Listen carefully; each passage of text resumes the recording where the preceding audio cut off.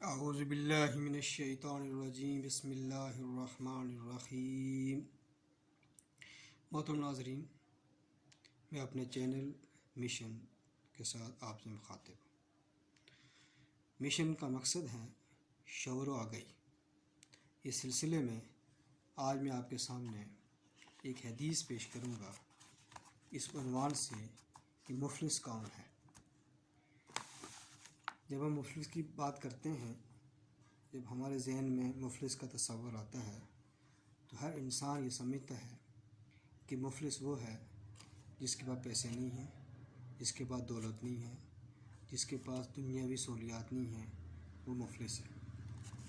اسی طرح نبی کریم صلی اللہ علیہ وسلم نے یہی بات اپنے صحابہ سے سوال کے انداز میں کہی اور اس کی وضاحت کی کہ مفلس کون ہے۔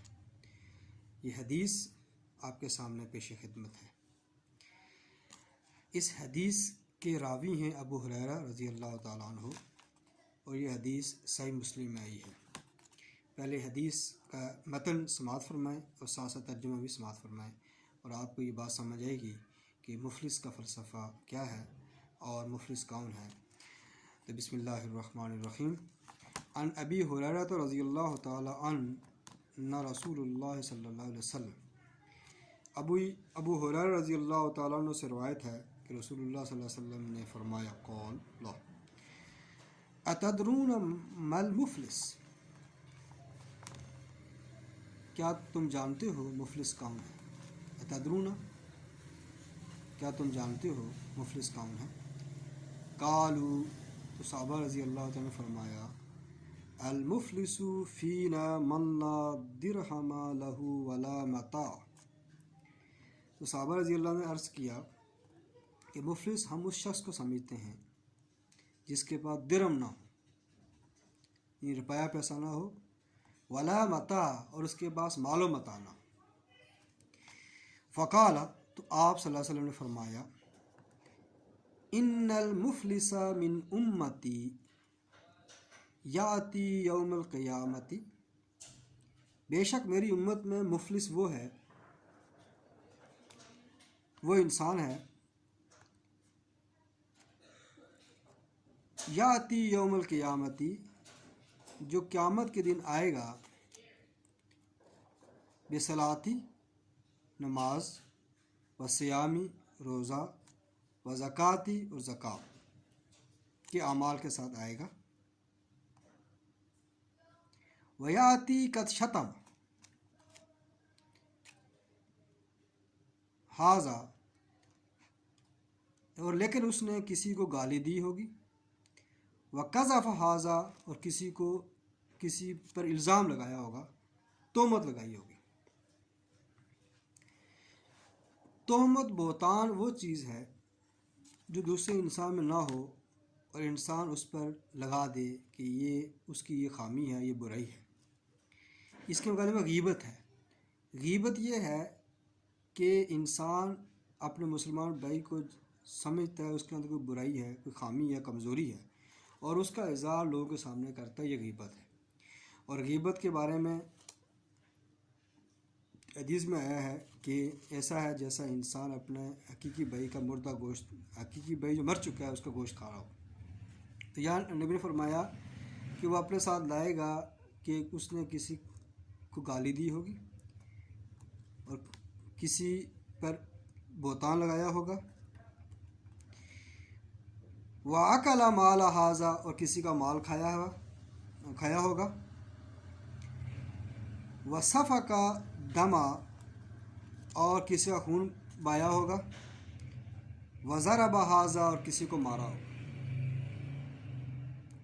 نبی صلی اللہ علیہ وسلم فرماتے ہیں کہ میرا امتی وہ مفلس ہے جو قیامت کے دن نماز، روزہ اور زکوٰۃ کی صورت میں نیک اعمال کر کے لائے گا، ڈھیروں نیک اعمال کیے ہوں گے، ڈھیروں نمازیں پڑھی ہوں گی، روزے رمضان کے روزے رکھے ہوں گے، نفلی روزے رکھے ہوں گے، زکوٰۃ ادا کرتا ہوگا، اور یہ نیکیاں اس کے پلڑے میں ہوں گی اور لے کر اللہ کے حضور پیش ہوگا۔ لیکن اپنی زندگی میں اس نے کسی مسلمان بھائی کو برا بھلا کہا ہوگا، کسی پر الزام لگایا ہوگا، کسی مسلم بھائی کو اس نے قتل کیا ہوگا، یا کسی مسلمان بھائی کو اس نے مارا ہوگا، یہ ساتھ وہ بریاں لے کر آئے گا۔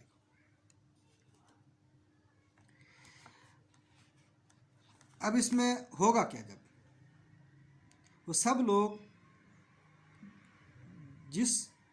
جن کے اس نے حقوق پامال کیے ہوں گے، وہ سب لوگ قیامت کے دن پہنچ جائیں گے، اور وہ قیامت کا دن ایسا ماحول ہوگا اس میں انسان کے لیے صرف نیکیاں کام آئیں گی۔ ٹھیک ہے، لہذا جب قیامت برپا ہوگی فَيُؤْتَى هَذَا مِنْ حَسَنَاتِهِ وَهَذَا مِنْ حَسَنَاتِهِ، یہاں تک یہ ہوگا کہ جب وہ لوگ آ جائیں گے جن کا حق مارا گیا ہوگا، جس کو گالی دی گئی، جس پر الزام لگ گیا، جس کا خون بہایا، تو سب لوگ پہنچ جائیں گے، تو اس آدمی کی نیکیاں ان لوگوں کو دینا شروع کر دی جائیں گی، یہاں تک کہ جن لوگوں کا اس نے حق مارا ہوا تھا وہ ختم نہیں ہوں گے، اور مزید لوگ آتے جائیں گے اور اس کی نیکیاں تقسیم کر دی جائیں گی، یہاں تک کہ اس کی نیکیاں کیا ہو جائیں گی؟ ختم ہو جائیں گی۔ ٹھیک ہے، فنیت حسناتہ قبل ان یقضی ما علیہ اخذ من خطایاہم فطرحت علیہ ثم طرح فی النار، یہاں تک کہ اس کی نیکیاں ختم ہو جائیں گی، لیکن جو امیدوار ہوں گے وہ ختم نہیں ہوں گے۔ وہ بندے دنیا میں جن کے ساتھ اسے ظلم کیا تھا، زیادتی کی تھی، حق مارا تھا، زمین پر قبضہ کر لیا تھا، جو ہے نا مختلف حقوق لوگوں کے مارے گئے تھے، وہ نمازیں پڑھتا رہا، روزے رکھتا رہا، زکوٰۃ ادا کرتا رہا، لیکن ساتھ ساتھ لوگوں کے حقوق پامال کرتا رہا، حقوق العباد کو برباد کرتا رہا، تو یہاں تک کہ اس کی نیکیاں ختم ہو جائیں گی۔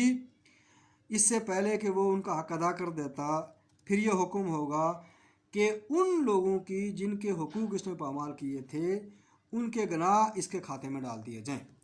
وَأُخِذَ مِنْ خَطَایَاهُمْ فَطُرِحَتْ عَلَیہ ثُمَّ، اور تو بظلمی غلطیاں ان پر ڈال دی جائیں گی، اس شخص پر وہ برائیاں، گناہ ان لوگوں کے جن کے اس نے حق مارے تھے، وہ گناہ اس کے کھاتے میں ڈال دیے جائیں گے، اور یہاں تک کہ جو ہے نا ثم طرح فی النار، پھر اس کو جہنم میں ڈال دیا جائے گا۔ یہ وہ انجام اس آدمی کا جسے نبی کریم صلی اللہ علیہ وسلم یہ مفلس ہے، یہ غریب آدمی ہے۔ معاشرے میں یہ تصور قائم ہوتا ہے، صحابہ نے یہ سمجھا کہ مال و متاع جس کے پاس نہ ہو، دولت نہ ہو، تو وہ غریب ہے۔ غریب وہ آدمی ہے جو اپنی زندگی اللہ اس کے رسول کے مطابق نہیں گزارتا، اور کچھ اعمال کرتا ہے، کچھ خراب کرتا ہے، اور انجام یہ ہوتا ہے اس کا ٹھکانہ جہنم ہوتا ہے۔ اب یہ آدمی جس کے بارے میں نبی نے فرمایا کہ جہنم میں ڈالا جائے گا، یہ اس کو مفلس قرار دیا گیا، اس نے حقوق العباد پورے نہیں کیے۔